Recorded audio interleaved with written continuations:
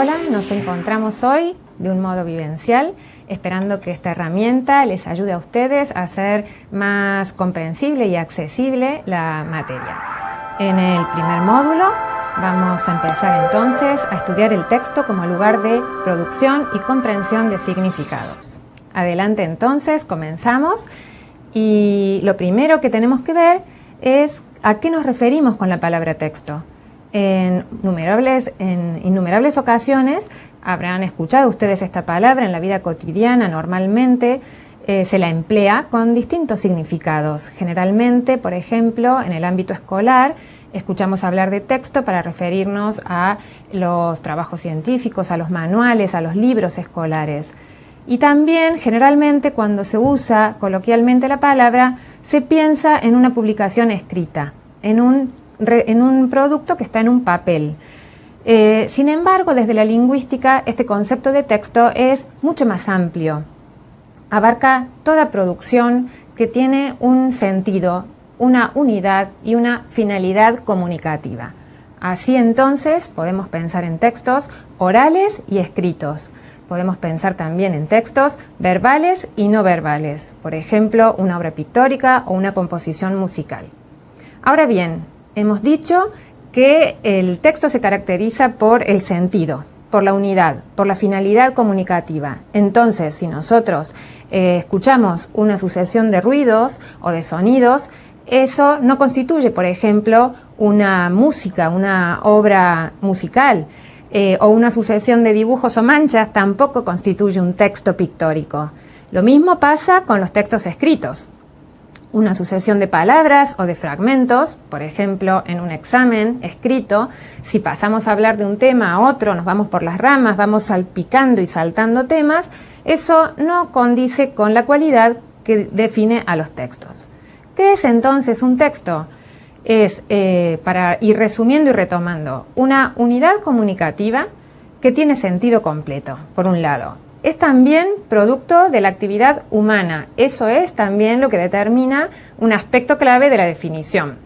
Busca transmitir un mensaje, es decir, que todo texto conlleva una finalidad. Posee sentido completo, es decir, se puede hablar de coherencia, de lógica detrás de ese mensaje. Y por último, hay un aspecto fundamental que es que el texto se completa con los aportes que provienen del contexto. Ese contexto que no es solamente el entorno de espacio y de tiempo que rodea esa producción comunicativa, sino también el contexto ideológico, es decir, todos aquellos conocimientos, los saberes, las ideologías, la visión de mundo que se tiene en un momento determinado y que convoca a emisor y receptor en una comunicación, todos esos elementos participan para completar el sentido, el significado que tiene un texto en un momento determinado. Veamos un ejemplo. Tenemos aquí justamente una historieta. Una historieta que es un texto que combina los códigos lingüísticos e icónicos. La leemos un momento. Vemos allí un camión visiblemente ostentoso, enorme, con aspecto de fiera temible, y un personaje, una persona, un humano, pequeño y asustadizo. El texto lingüístico proviene del camión, de este personaje fuerte que dice: amigo mío, pasaba para saber si necesitaba algo.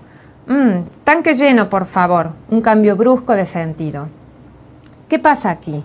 ¿Cómo hacemos para entender el sentido humorístico, irónico que puede tener este texto gráfico publicado por un periodista en el diario Los Andes de Mendoza? Se ve claramente que este texto hace referencia a una situación, a la información de actualidad que existe acerca del conflicto libio, el conflicto que se da en este país árabe ubicado en el norte de África. Aquí tenemos dos personajes que icónicamente están bien identificados. El árabe vestido como tal, el camión está identificado, por ejemplo, por sus patentes.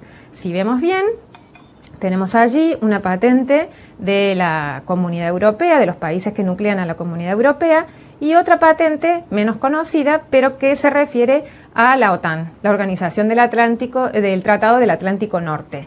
Precisamente los países occidentales capitalistas, las grandes potencias que en este caso activan en nosotros una serie de conocimientos o de saberes que tenemos previamente sobre la relación entre estos dos tipos de personajes, los occidentales, el mundo árabe, Libia, que tiene este bien preciado, el petróleo, que es algo que desean los otros países.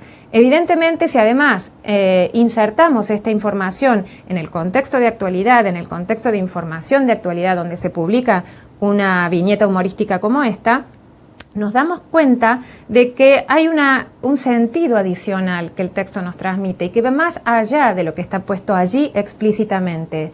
Hay un mensaje de denuncia, un sentido crítico al interés que ponen estos países occidentales por mediar, por ejemplo, amistosamente, buscando una supuesta ayuda para resolver conflictos árabes en este país, Libia, cuando en realidad ese cambio de tono, tanque lleno, por favor, y esos elementos que aparecen también icónicamente en el dibujo del camión, nos están mostrando que hay un interés diferente que por lo tanto convierte al texto en una muestra de la manipulación por parte de esos países occidentales en la supuesta ayuda.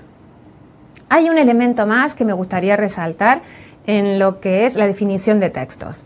Y además de la participación del contexto, es muy importante que sepamos que existe un mecanismo muy habitual que es la intertextualidad. Esta sucede cuando el texto cita, evoca a otros textos. Por ejemplo, tenemos esos colmillos que tiene el camión aquí, que no son propios de un camión, pero que citan, evocan, hacen una intertextualidad que activan en nuestra mente con la fiera, con un animal, un tiburón, un león, por ejemplo. Pero además, si vemos de nuevo el texto, vemos que el árabe se ubica en un lugar que está señalizado con el cartel Estación Libia Libre. Eso nos recuerda también intertextualmente, este mecanismo de intertextualidad, a la famosa Cuba Libre, supuestamente defendida por los norteamericanos, otra potencia occidental de la que se critica el aprovechamiento sobre un país latinoamericano. Por lo tanto, vamos a ir avanzando, dejamos este concepto de texto aclarado para ponernos ahora a ver qué modos de producción textual tenemos nosotros con los que nos vamos a enfrentar en esta vida académica en la facultad que nos espera. Vamos a presentar por eso, en primer lugar, dos grandes modos de producción, la escritura y la oralidad. Me gustaría que resaltemos simplemente algunos de los rasgos más importantes que diferencian estas dos modalidades, para concentrarnos después en el discurso escrito, que es el que nos ocupa hoy. En otro módulo veremos más específicamente la oralidad. Entonces, ¿qué pasa con el discurso escrito? Nos damos cuenta, por nuestra propia experiencia, que cuando hablamos de escritura se trata de un texto que es reflexivo, porque tiene una instancia previa que, aunque sea por unos segundos, nos permite pensar sobre qué vamos a escribir, a diferencia del discurso oral que va saliendo, que tiene ese rasgo de espontaneidad. En cambio, en el escrito el pensamiento le precede. El discurso oral, por lo tanto, es imprevisible en su orden en algunos momentos, a menos que el esquema sea sumamente aprendido, pero tampoco se puede garantizar. El discurso escrito, por el contrario, sí que permite un orden estratégico. Las ideas pueden precisarse antes de ser dichas. En cambio, en el caso de la oralidad, el proceso mismo de la expresión nos puede inducir, como hablantes, a cometer errores. Sin embargo, también el discurso oral tiene una ventaja. Si bien durante la marcha y en esa simultaneidad puedo cometer errores, puedo equivocarme en esa organización, también puedo corregir sobre la marcha a medida que avanza el discurso, algo que no ocurre con lo escrito. Una vez que está fijado, ese es el mensaje que queda y con el que el lector se encontrará cuando reciba el escrito. El mensaje, por lo tanto, en los textos escritos se fija en la palabra y además en otros canales de comunicación que son más escasos. El papel, el modo de llegada de ese texto y en algún caso también el diseño y la tipografía colaboran para definirlo. En cambio, en la oralidad, el mensaje se completa por muchos más canales, que son no solamente verbales, sino también no verbales, como veremos en el siguiente módulo. Por lo tanto, ¿qué pasa con el oyente que participa de esa comunicación? En el caso de la oralidad, el oyente es un partícipe en presencia y por lo tanto también puede ayudar a construir simultáneamente el mensaje con sus gestos, con sus miradas, puede ayudar a corregir, incluso señalando al que habla, por ejemplo, que no está entendiendo. Y eso hace que el que habla pueda volver sobre sus pasos y retomar. En cambio, en el texto escrito, el lector solamente puede reconstruir el significado a partir de lo que ya está fijado. Y si algo ha quedado oscuro, si algo ha quedado poco claro o confuso, no hay posibilidades de volver atrás, al menos sobre ese texto. Por lo tanto, para poder aprovechar las ventajas que tiene el texto escrito, que son el tiempo, la posibilidad de organizar y de esquematizar previamente antes de cometer ese tipo de errores o confusiones, y también para poder salir al cruce de las desventajas que tiene la escritura, vamos a ver estrategias para producir textos escritos de manera eficiente. Ya que la escritura es tiempo para pensar, tiempo para corregir, tiempo para ordenar, no hay excusas entonces para hacerlo mal. Veamos cuáles son las principales estrategias que podemos emplear para el discurso escrito. Estas las vamos a organizar o concentrar en 3 momentos: estrategias antes de escribir, durante la escritura y después de escribir. De modo que el lector se encuentre con un texto ya perfectamente que responde perfectamente a los objetivos fijados. Antes de escribir, lo primero que hay que tener en cuenta es cuál es el tema y el alcance del tema que vamos a desarrollar. Por ejemplo, si nosotros decimos que vamos a hablar de la cultura, ese tema es inabarcable, es interminable. Nosotros tenemos que precisar qué aspectos, hasta dónde vamos a hablar sobre, por ejemplo, ese tema puntual de cultura y acotar. Tendremos que tener en cuenta también al destinatario. ¿Qué tipo de persona es a la que le voy a dirigir mi escrito?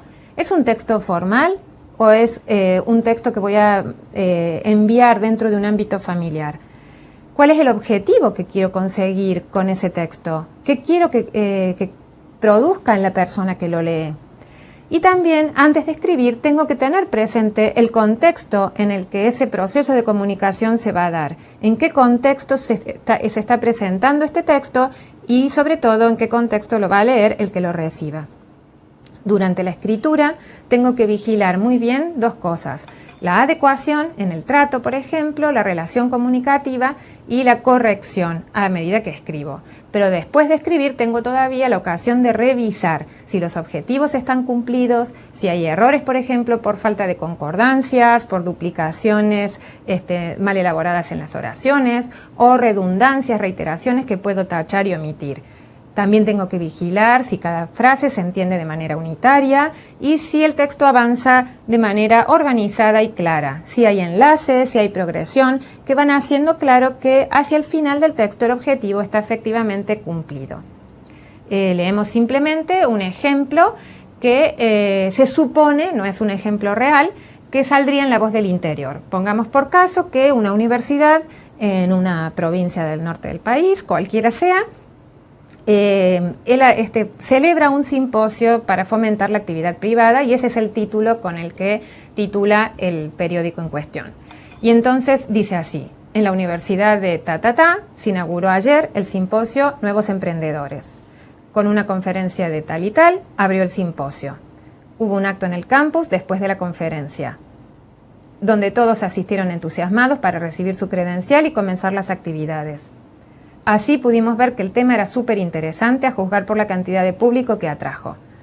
Vemos, si hacemos en una etapa de revisión una corrección de los principales errores que este texto tiene, que hay varios defectos. En primer lugar, el contexto del periódico, del texto informativo y formal hace que algunas cuestiones que están aquí no sean correctas. Por ejemplo, ese desenlace, que el tema era súper interesante. Una palabra informal que no corresponde al contexto. También vemos que hay repeticiones. Se inauguró ayer el simposio, con una conferencia de tal abrió el simposio. Esto se resuelve, por ejemplo, con la unión de las dos informaciones. En la universidad tal y tal se inauguró ayer el simposio Nuevos Emprendedores con una conferencia de tal persona. Son ejemplos bastante gráficos y sencillos donde podemos ver cómo al releer nuestro texto podemos revisar, corregir y mejorar cuestiones que no han quedado suficiente y debidamente claras. Vamos a dejar entonces un momento de pausa antes de lanzarnos de nuevo sobre cualidades del texto que tenemos que trabajar mucho más concretamente.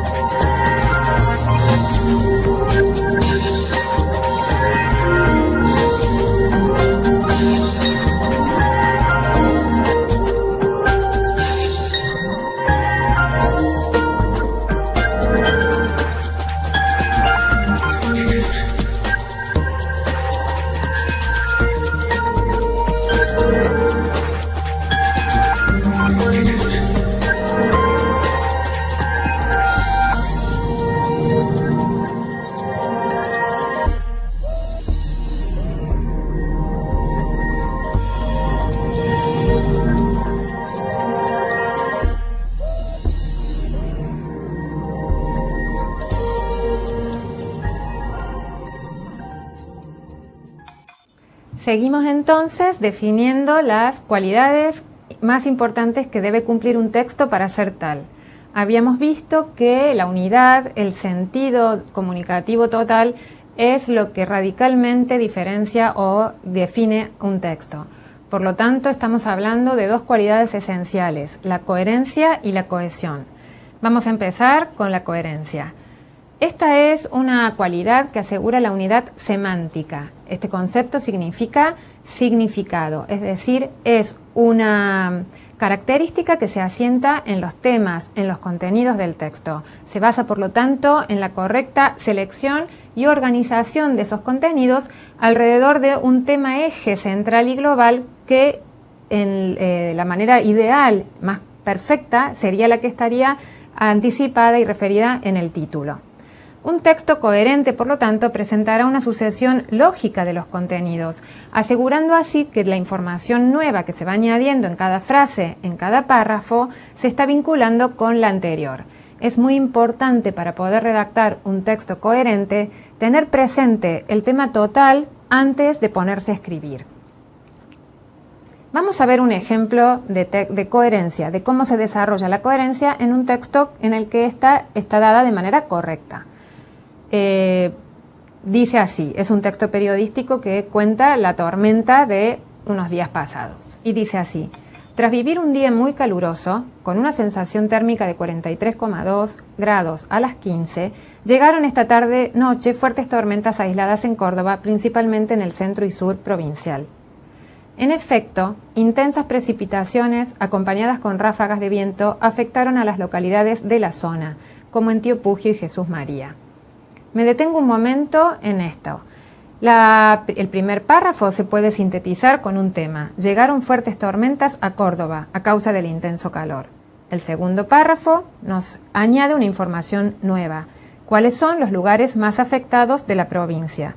Esa información nueva se puede ver claramente vinculada a la anterior. Se refiere a los lugares y a las afectaciones a causa de la lluvia ya mencionada. Lo mismo el tercer párrafo, que da paso en detalle a cuáles fueron los inconvenientes ocasionados: calles inundadas, árboles caídos, cortes de energía eléctrica. Por último, el párrafo final sigue añadiendo información en el mismo sentido global en el que se ha planteado hasta ahora el tema. Se pide máxima precaución al circular por las rutas provinciales, a causa de los árboles caídos y la baja visibilidad. En la autopista Córdoba-Rosario se debieron realizar cortes preventivos. Ese pedido de precaución, entonces, se refiere a los efectos de la tormenta. Todo esto ya mencionado en los párrafos anteriores. De ese modo, estamos frente a un texto que plantea de modo coherente, claro y ordenado todas las nuevas informaciones en torno al mismo eje, al mismo contenido central. Vamos entonces a ver en qué consiste la cohesión y cómo ésta está directamente vinculada a la coherencia ya mencionada. ¿Por qué? Porque un texto bien cohesionado es un texto que ayuda a la coherencia. Esa cohesión es la cualidad del texto que asegura su continuidad lingüística, es decir, que enlaza bien una parte con otra, las palabras entre sí, las oraciones bien encadenadas y los párrafos bien sucedidos de manera lógica también. Veamos un ejemplo. A finales de los años 80 del siglo XX se empezaron a desarrollar sistemas de digitalización. En la televisión, esta tiene dos partes bien diferenciadas. Por un lado está la digitalización de la producción y por el otro la de la transmisión. Vemos aquí unos mecanismos lingüísticos que ayudan a cohesionar, a unir y enlazar bien todos los contenidos semánticos de los que se ha hablado. Decimos que empiezan los sistemas de digitalización y en la televisión esta tiene dos partes. Esta como pronombre se refiere a un sustantivo mencionado anteriormente, la digitalización, claramente. Ese pronombre es uno de los mecanismos que ayuda a la cohesión del texto, que nos permite pensar y sentir que la información nueva que se está añadiendo está directamente relacionada con la anterior, y esto gracias a estas palabras, a estos mecanismos lingüísticos que vienen a dar enlace a una parte con otra. Hay algo más. Tenemos, por ejemplo, en el texto que acabamos de leer, como por un lado está la digitalización de la producción, por el otro está la de la transmisión.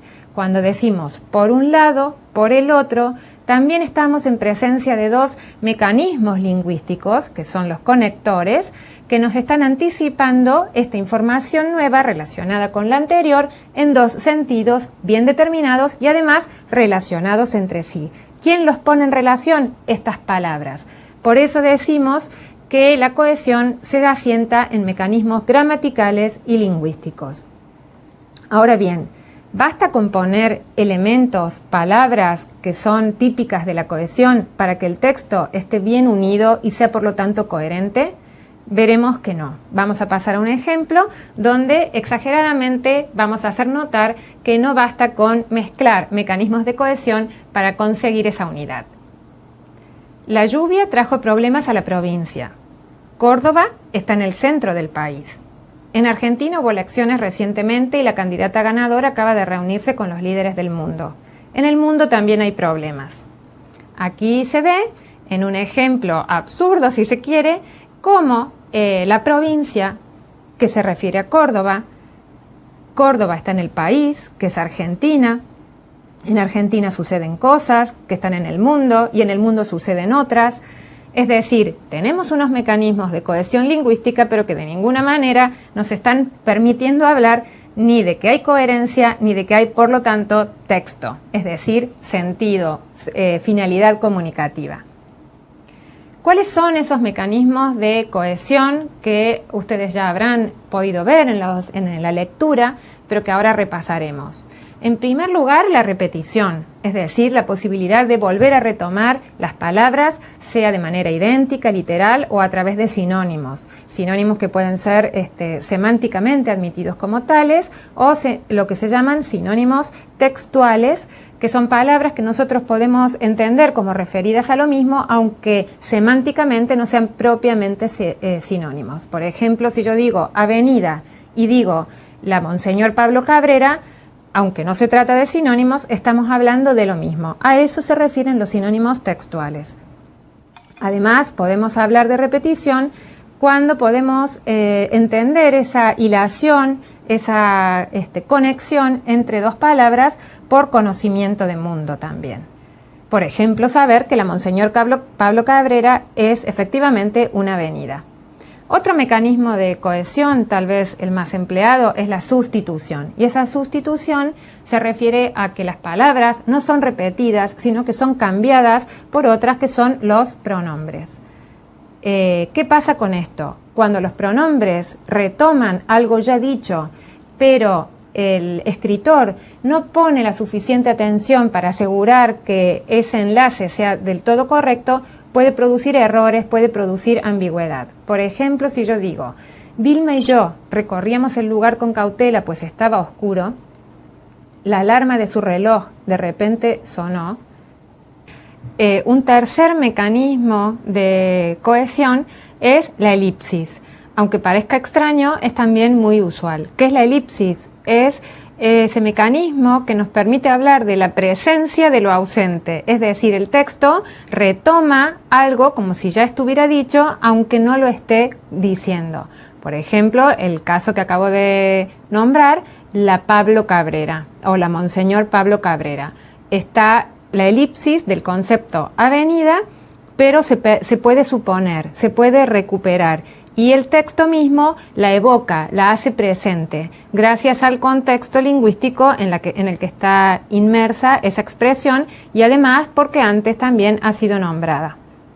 Por último, otro de los mecanismos de cohesión es el de los conectores propiamente dichos, también llamados enlaces.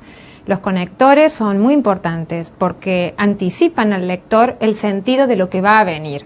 Por ejemplo, si alguien dice estudié pero, se supone ya un sentido de lo que sigue a continuación de esa frase. Seguramente alguna información poco favorable, o por lo menos que se puede captar en sentido contrario de lo que se espera de haber estudiado.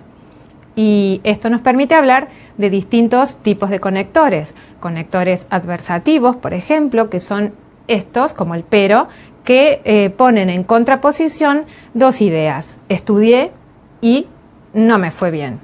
También tenemos conectores aditivos, como el además, tenemos conectores consecutivos que indican una consecuencia, conectores causales. Todos ellos entran en juego en los textos para permitir que la información nueva se vaya hilvanando de manera explícita a través del texto. Vamos a ver un ejemplo. ¿Qué conector enlaza mejor dos partes de la oración? Estaban sentados en sus bancos, la profesora los retó. ¿Qué conector enlazaría mejor estas dos ideas? Si ellos estaban de manera correcta, entonces, si la profesora los retó, la idea es contraria. Sin embargo, por ejemplo, a pesar de que estaban sentados en su banco, la profesora los retó, sería otro conector que iría, por ejemplo, en otro lugar. Pero si tenemos que estaban sentados en sus bancos y la siguiente idea es estaban cómodos, allí tenemos que el conector que debe enlazar estas dos ideas no va a ser adversativo seguramente, sino por lo tanto un consecutivo, uno que indique una consecuencia. Estaban sentados, por lo tanto, en consecuencia estaban cómodos. Así vemos cómo actúan los conectores y cómo son importantes y necesarios a la hora de escribir. Habrá que tenerlos en cuenta en nuestros textos, porque los conectores son de ayuda, de guía, de orientación al lector para ir entendiendo la organización que hemos plasmado para nuestros textos. Pasemos ahora a otro tema, los tipos de texto según su función. Ustedes habrán leído ya en los módulos el tema de las funciones textuales, cómo éstas dependen de cuál de los elementos del circuito comunicacional está más enfatizado, está puesto como preponderante por encima de los otros. Así tenemos que a partir del circuito comunicacional, con sus 6 elementos principales, emisor, receptor, el mensaje que se produce entre ellos, ese referente, que es el elemento sobre el que el mensaje habla, el código, que es el lenguaje, el sistema en el que el mensaje se expresa, y el canal, que es a través del cual se comunica ese mensaje. Cualquiera de esos elementos puede estar enfatizados, como les decía, en la comunicación, dando lugar a distintas funciones textuales. Aquí en este cuadro vemos un simple repaso del tema que ustedes ya han estudiado. Por ejemplo, si lo que está enfatizado es el emisor, la expresión de sus sentimientos, hablaremos de que la función de ese texto es expresiva. Este tema simplemente es un repaso para centrarnos en lo que nos interesa más aquí, que es los textos referenciales, porque son los textos clave en la vida académica, en la vida profesional y lo que vas a ver con mayor frecuencia en la universidad. Por eso nos vamos a centrar en él. El texto referencial es aquel que está centrado en el referente, es decir, en el objeto del que se habla. Es un objeto externo al texto en sí mismo y tiene la finalidad de informar acerca de él. Si eso es así, los rasgos dominantes en el lenguaje de un escrito referencial serán que presenta mayor objetividad, mayor impersonalidad, es decir, el sujeto no valora, no juzga, no habla de sí mismo tampoco. El vocabulario que se emplee habrá de ser más preciso y riguroso y por tanto también será muy importante la claridad, dado que se debe cumplir el objetivo de informar. Vamos a ver entonces un ejemplo de un supuesto texto referencial escrito en un examen de un alumno de periodismo, no de esta universidad, donde veremos qué errores se cometen en torno a las características de un texto referencial. Leo. El reportaje es un género periodístico que para todos es el mejor. Es recompleto porque combina entrevista, noticia, crónica y todo lo que se te ocurra. Hay de distintos tipos, el de magazine, por ejemplo, y otros que no me acuerdo. Pero es muy importante ese, ya que es bien completo, como que no le falta nada. A mí me parece muy bien que los alumnos tengamos la oportunidad de ejercitar este tipo de trabajos. Bueno, si nos fijamos atentamente y no tan atentamente, saltan a la vista muchísimos errores que tiene este texto para cumplir con esas cualidades de impersonalidad, de objetividad, de rigurosidad y precisión que deben tener los textos formales referenciales. Por ejemplo, no puede definirse de manera imprecisa que el reportaje es un género que para todos es el mejor. Eso no apunta a la definición que se espera en esa primera frase. Es recompleto. El alumno está emitiendo su juicio valorativo y su opinión en un texto donde se le ha pedido una definición, entre otros errores. Si dice, cuando hace la clasificación, que los hay de distintos tipos, lo que se espera después de esos dos puntos es que venga esa clasificación. Y sin embargo, el alumno es impreciso y falto de rigor cuando solamente pone el de magazine, por ejemplo, y otros que no me acuerdo. Ese tipo de expresiones son totalmente inesperadas e inaceptables en un texto de este tipo. Con este ejemplo y con la recomendación de que pongas mucha atención al escribir en textos en esta vida académica que te espera, vamos a ir cerrando así los principales conceptos teóricos del módulo 1.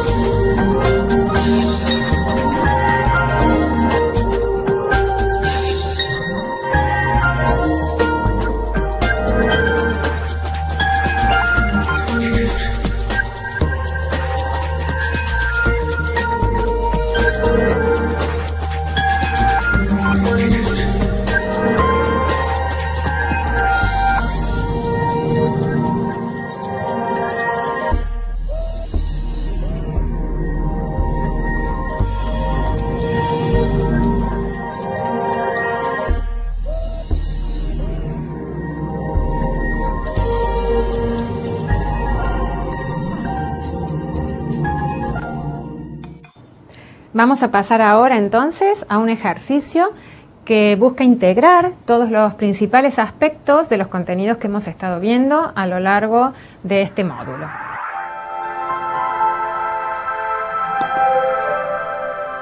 Es un ejercicio integrador en el que se te plantea un caso. Un paciente presenta por escrito una queja ante una clínica por el trato recibido.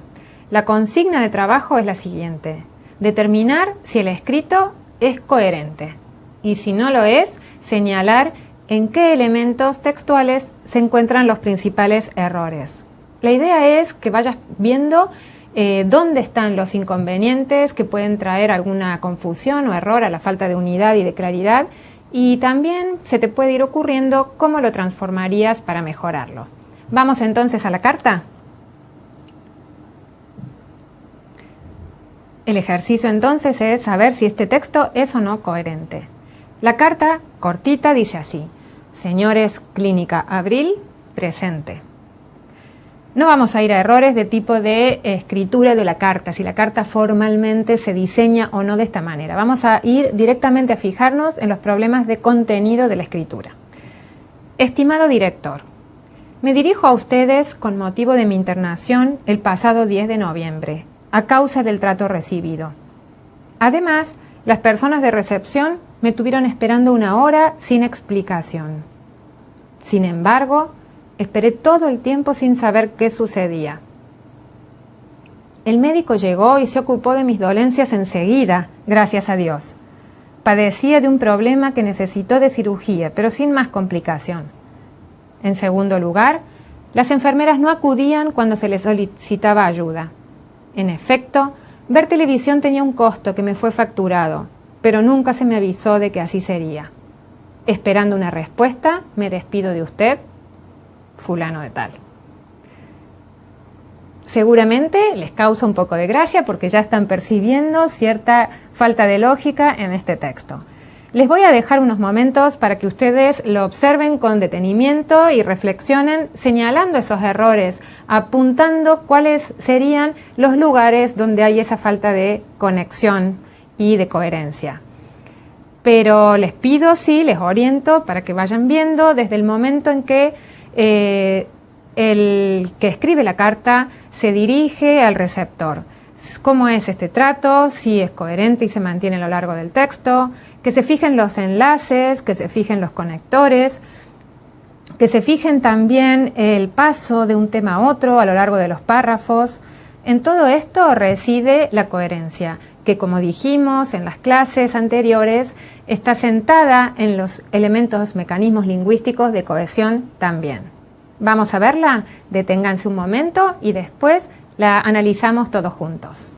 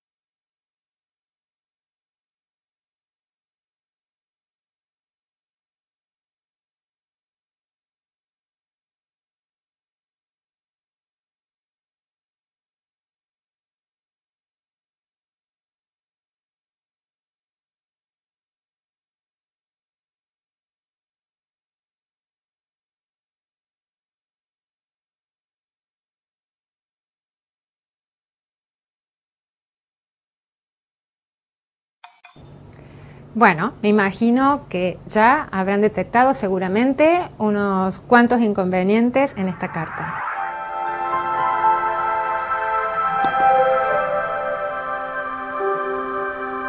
Ponemos entonces manos a la obra y analizamos. Fíjense el encabezado que tiene la carta. ¿A quién se dirige? A la clínica. Señores, Clínica Abril. Sin embargo, después, vamos a fijarnos aquí, de señores, Clínica Abril, pasa a estimado director. Si nosotros nos vamos a dirigir al director, este debió ser mencionado también a continuación en el encabezado. Lo que está pasando en esta carta, una primera incoherencia, un primer salto de tema, es en el cambio de destinatario. Pasa de este al señor director o estimado director, para después dirigirse en plural a ese destinatario. Por lo tanto, de alguna manera, el emisor está pensando o se ha quedado pensando en los señores de la clínica. Sin embargo, también hay un nuevo cambio y un nuevo salto cuando se despide de él al final y le dice justamente que me despido de usted, fulano de tal. Este es un primer caso de incoherencia en la carta que tenemos entre manos. Vamos a ver qué otros problemas ocurren. En el primer párrafo nomás, me dirijo a ustedes con motivo de mi internación el pasado 10 de noviembre a causa del trato recibido. El conector, a causa de, lo que está haciendo es enlazar una causa y una consecuencia que se supone que están en el mismo sentido. Es decir, que se habla de lo mismo enlazando estas dos ideas en esa dirección. Sin embargo, la internación no se debió al trato recibido, como lo expresa ese conector. La internación se habrá debido a otras razones, pero no es una internación a causa del trato recibido. Sí, a causa del trato recibido es que se escribe la carta, pero esa idea no es la que ha quedado expresada finalmente en la carta. No es el único conector que está mal utilizado en la carta. ¿Cuáles otros pudieron descubrir? Seguramente más de uno. Por ejemplo, el que aparece en la segunda oración.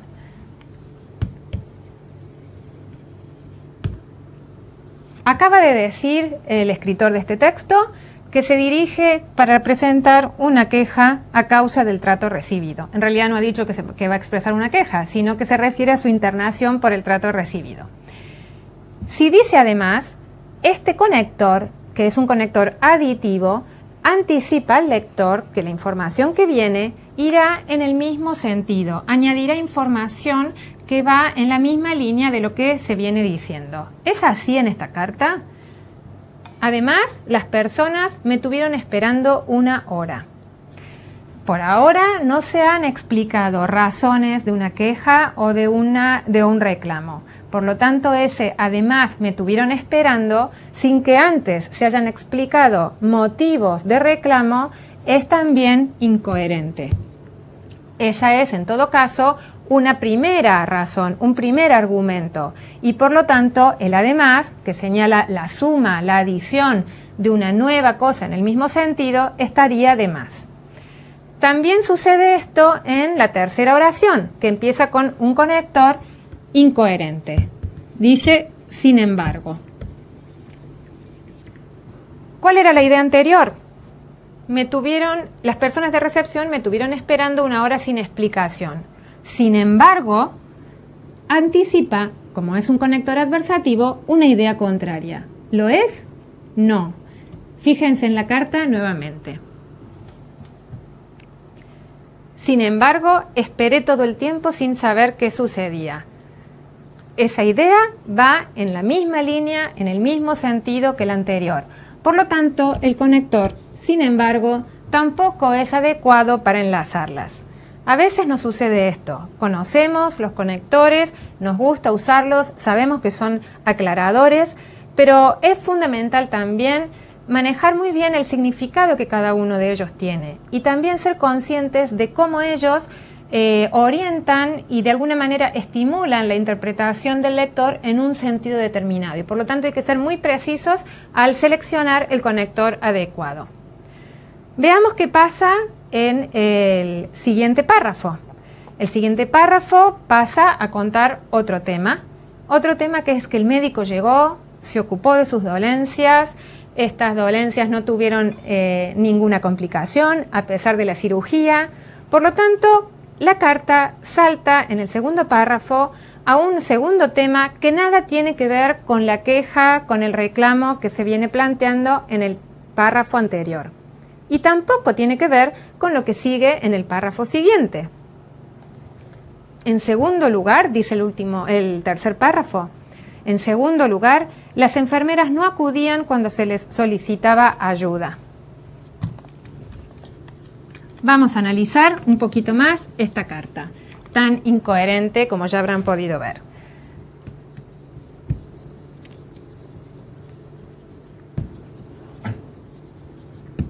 Cuando nosotros utilizamos un conector como este, en segundo lugar, estamos siendo muy claros y muy precisos, estamos queriendo ayudar al lector a comprender que lo que viene a continuación está en segundo orden respecto de algo primero que ya ha sido mencionado.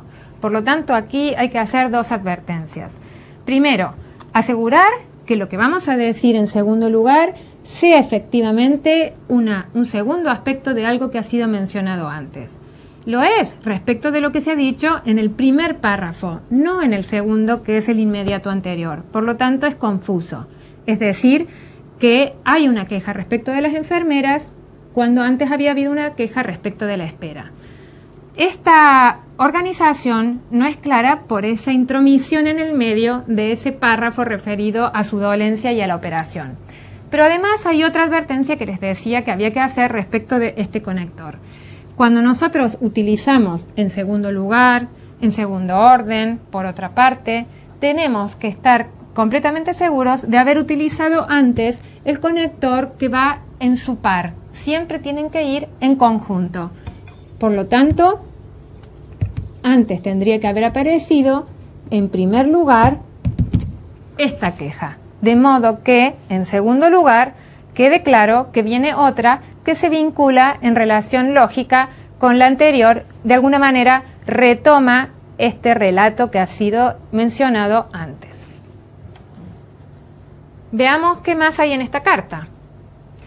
Las enfermeras no acudían. En efecto, es un conector que tiene un valor funcional. Viene a confirmar, por ejemplo, algo que se acaba de decir. En efecto, ver televisión tenía un costo. Aquí tenemos otro error. Ese en efecto tampoco está teniendo el significado que se espera, puesto que aquí se añade, en todo caso, una tercera queja, algo que podría haber aparecido en tercer lugar. Nos quedamos entonces con esta carta, despanzurrando de alguna manera en el análisis todos los elementos incoherentes que hacen que la carta sea verdaderamente ilógica para quien la recibe, aunque claramente hay aquí un lamento, un paciente que está visiblemente molesto y tal vez por eso alterado. Veamos una propuesta entonces de carta de cómo podemos ayudar a este paciente a tener alguna posibilidad de referirse a la clínica para lograr expresar su malestar. Vamos a ver un ejemplo de una carta, de una posible versión de una carta mejorada. Señor director de la Clínica Abril, presente. Aquí sí, en el encabezado, nos estamos dirigiendo al destinatario que elegimos y al que nos dirigimos al empezar la carta. Estimado director, me dirijo a usted para presentar mi queja a causa del trato recibido cuando fui internado el pasado 10 de noviembre. Ahora sí, a causa de, es un conector que enlaza la consecuencia con la razón, el motivo. La queja con el trato. En el siguiente párrafo vemos que empezamos con en primer lugar. En la recepción me tuvieron esperando 1 hora sin explicación. Aguardé todo el tiempo sin saber qué sucedía. Al menos en cuanto el médico llegó se ocupó de mis dolencias, gracias a Dios. Si queremos contar la aparición del médico como un tema que es ajeno, que es extraño, pero de la que el paciente quiere dejar razón para salvarlo, entonces bien viene a cuento poner ese conector, al menos que justamente lo que está haciendo es conceder, matizar la queja con una salvedad. Esa es la función que tiene un conector como al menos, que aquí está expresado. En cambio, en el tercer párrafo sí se retoma la cuestión de la queja y por eso volvemos a decir en segundo lugar. Conector que, como les he dicho antes, tiene que estar presente y solo puede estar presente cuando antes ha sido expresado su par en primer lugar. Leemos entonces. En segundo lugar, ya internado, las enfermeras no acudían cuando les solicitaba ayuda. Por último, nadie me informó que ver televisión tenía un costo y este servicio me fue facturado. Vemos aquí cómo hay una sucesión de quejas que están bien estructuradas por los tres conectores, en primer lugar, en segundo lugar, por último. Cada una de las cuales, anticipada por su conector, está añadiendo, está introduciendo tres motivos, tres razones de quejas que en la carta anterior estaban mezclados. Por eso, al cerrar su carta, este señor paciente expresa: por todo lo anterior, y allí también tenemos un conector que retoma de manera cohesiva todo lo ya dicho, quisiera expresar mi desagrado, con el fin de evitar que se repitan ocasiones como estas, tratos como estos, etc. Esperando una respuesta, me despido de usted.